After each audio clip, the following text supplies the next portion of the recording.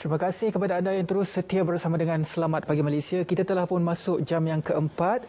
Terima kasih yang menonton di TV1, saluran berita RTM dan juga saluran Facebook. Selamat Pagi Malaysia Nadi Seri Pagi. Baiklah, untuk memulakan slot jam yang keempat ini, kita akan bawakan perbincangan mengenai sambutan Hari Tanah Negara 2021. Jadi bersama dengan saya di studio adalah Datuk Haji Ahmad Zaharin bin Muhammad Saad yang merupakan Ketua Pengarah Jabatan Ketua Pengarah Tanah dan Galian Persekutuan untuk bercerita mengenai sambutan Hari Tanah 2021. Selamat datang, selamat pagi Malaysia, Datuk. Terima kasih, Cik Ridwan. Mungkin kita mulakan dengan apakah sebenarnya yang dikatakan sebagai sambutan Hari Tanah Negara tahun 2021 ini. Okey, terima kasih.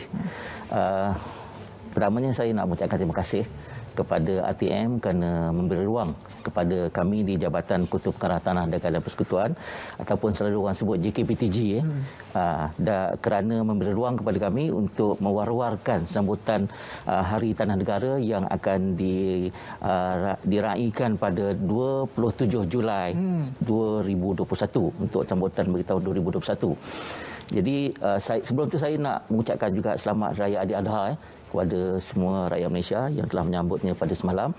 Dan berbalik kepada sambutan Hari Tanah Negara ini, sebenarnya sambutan ini adalah merupakan satu hari yang mana kita memberi pengiktirafan kepada semua mereka yang terlibat secara langsung dalam pentadbiran tanah negara.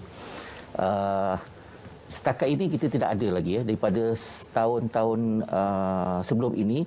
Sambutan dibuat mulai tahun 2016 satu keputusan Jabatan Menteri telah bersetuju untuk mengadakan satu hari di mana kita meraihkan Hari Tanah Negara. Dan kita juga meraihkan pada 27 Julai. Kenapa 27 Julai?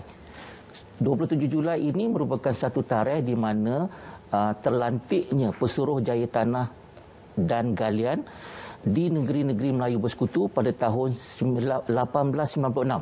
Ya, dan dengan terlantiknya Pesuruhjaya ini, maka sistem pentadbiran tanah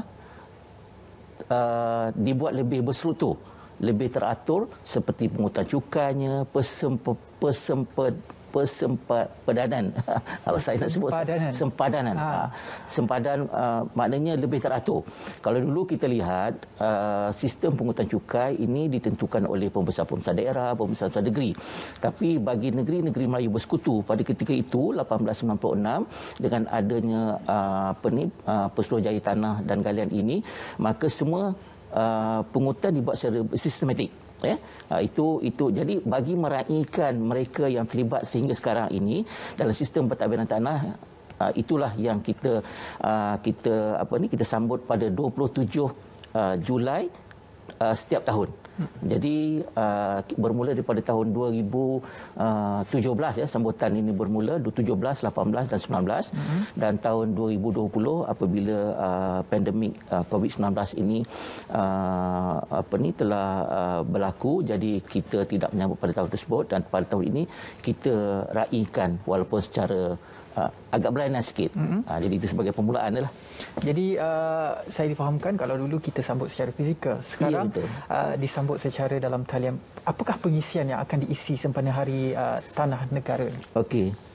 Tahun-tahun sebelum ini pengisiannya dibuat secara fizikal. Kita buat di satu tempat di mana kita ada selalunya kalau sebut sambutan Hari Tanah Negara ini, kita ada majlis persidangan pentadbir tanah, majlis ataupun persidangan penolong pegawai tanah.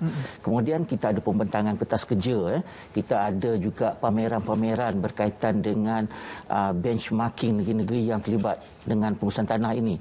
Jadi pada tahun ini, oleh kerana sebagaimana kita sedia maklum pandemik ini masih agak serius. Jadi JKPTG bersama dengan Kementerian Tanah dan Sumber Asli, Kementerian Tenaga dan Sumber Asli, kita bersetuju untuk mengadakan secara maya. Secara maya, dan alhamdulillah pada tahun ini kita amat berbesar hati kerana Yang Amat Berhormat Perdana Menteri bersetuju untuk memberi perususan sempena sambutan Hari Tanah Negara ini. Walaupun perutusan itu dibuat secara rakaman, tapi kami sebagai pentadbir tanah ini amat berbesar hatilah, dan yang paling pentingnya kita nak dengar apa yang perutusan daripada PM, dan supaya kita dapat menjadi satu asas untuk kita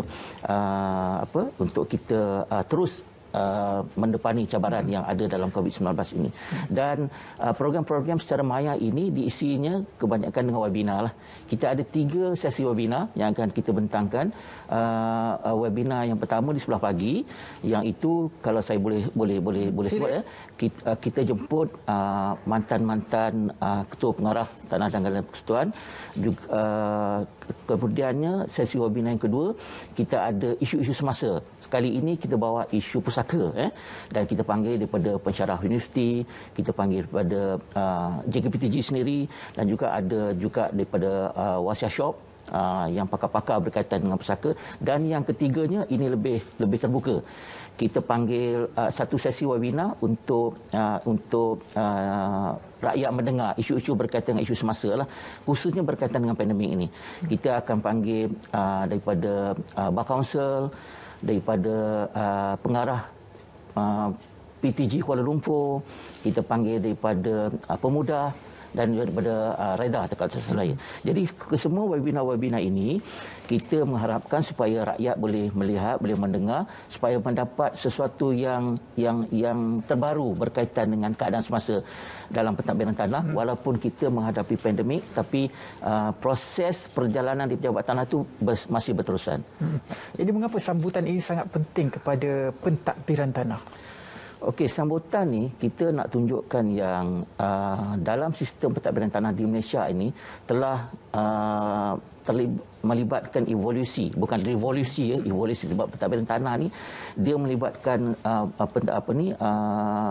peruntukan perundangan yang terlibat. Jadi sebarang pindaan tu melibatkan satu proses yang panjang. Jadi kalau kita tengok daripada zaman 1896 tadi itu yang saya sebut tadi itu, pelantikan Pesuruhjaya Tanah dan Galan itu, sehinggalah sekarang kita telah mengalami pelbagai perubahan segi perundangan. Jadi itulah yang saya sebut tadi, bila kita dah terlibat dengan perkara-perkara ini, banyak perubahan-perubahan baru dari segi perundangan berdasarkan kepada pembangunan semasa. Jadi di situlah kita nak menghargai semua kaki tangan yang terlibat dalam pentadbiran tanah, sama ada pentadbiran daerah, pentadbiran negeri dan pentadbiran daripada persekutuan. Jadi itu yang penting kenapa sambutan Hari Tanah Negara ini perlu diwar-warkan kepada masyarakat lah.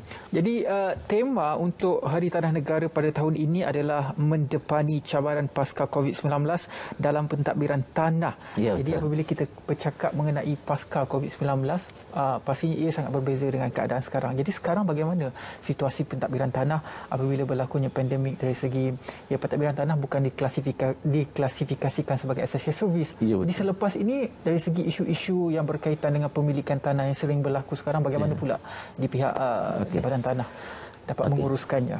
Okey, terima kasih Cik Dudun. Dia sekarang ni dalam masa pandemik ini, cabaran yang utama kepada pentadbiran tanah adalah kita tidak diiktiraf, tidak disebut sebagai essential service. Jadi dari segi peraturan perundangan, kaki tangan datang ke pejabat semua agak terhad ya. Jadi walau bagaimanapun permintaan untuk menyelesaikan isu-isu tanah itu tetap ada. Jadi apa yang kita buat sekarang ini, kita masih juga memikirkan bagaimana untuk menyelesaikan isu rakyat. Jadi di setiap negeri dan di peringkat persekutuan juga kita telah memikirkan berbagai kaedah untuk walaupun kita tidak dibenarkan datang ke pejabat, tapi proses penyelesaian tanah di peringkat daerah, di peringkat negeri itu tak berjalan. Macam beberapa negeri setengahnya dia gunakan kaedah drop box. Jadi maknanya permohonan ditinggalkan dalam Dropbox akan diproseskan kemudian. Jadi satu lagi kita agak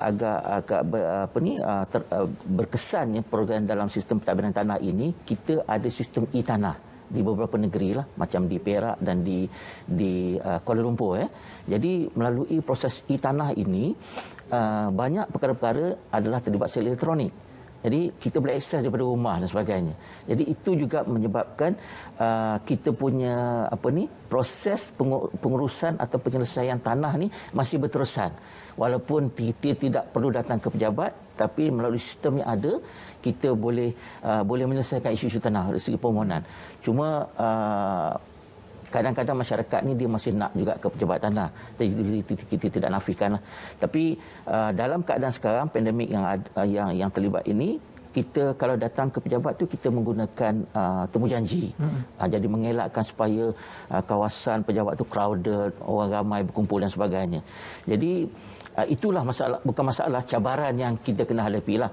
Dan selain daripada itu, kita juga di pentadbiran tanah ni kita masih mengkaji beberapa kaedah baru lah berdasarkan kepada perkembangan pembangunan di negara kita.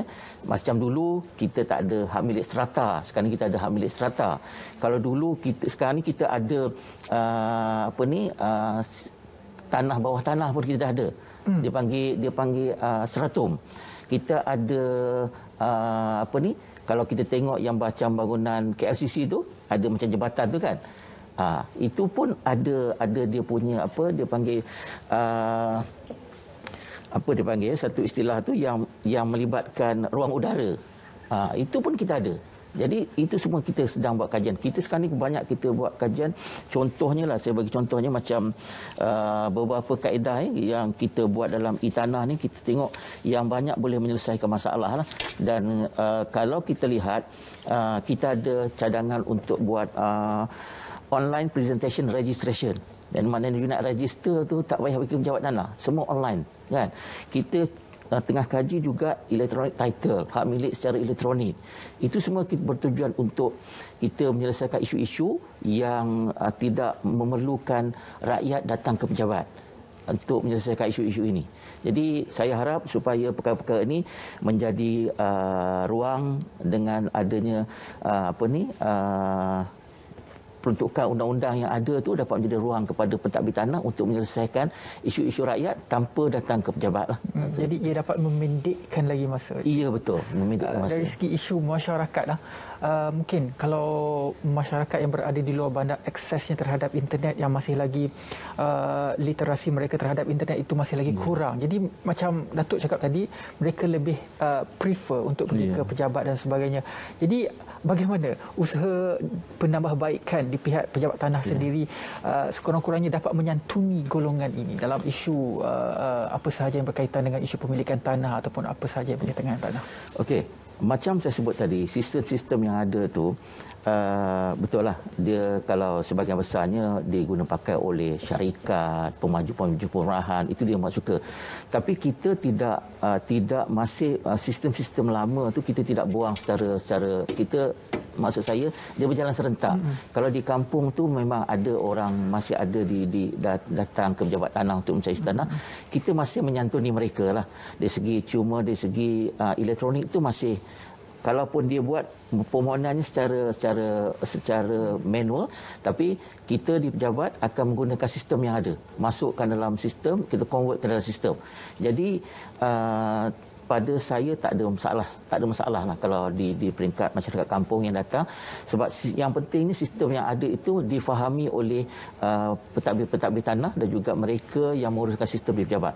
Jadi kalau kita menggunakan sistem yang lama, sampai bila kita tak ke arah negara maju lah. Kita kena juga beralih dan juga berubah. Baiklah, terima kasih banyak-banyak kepada Datuk Haji Ahmad Zaharin bin Muhammad Saad memberi pencerahan tentang sambutan Hari Tanah Negara yang cukup penting kepada pentadbiran tanah negara. Selepas ini saya akan bersama dengan anda, ada lagi slot yang akan saya bawakan kepada anda. Terus kekal bersama dengan Selamat Pagi Malaysia.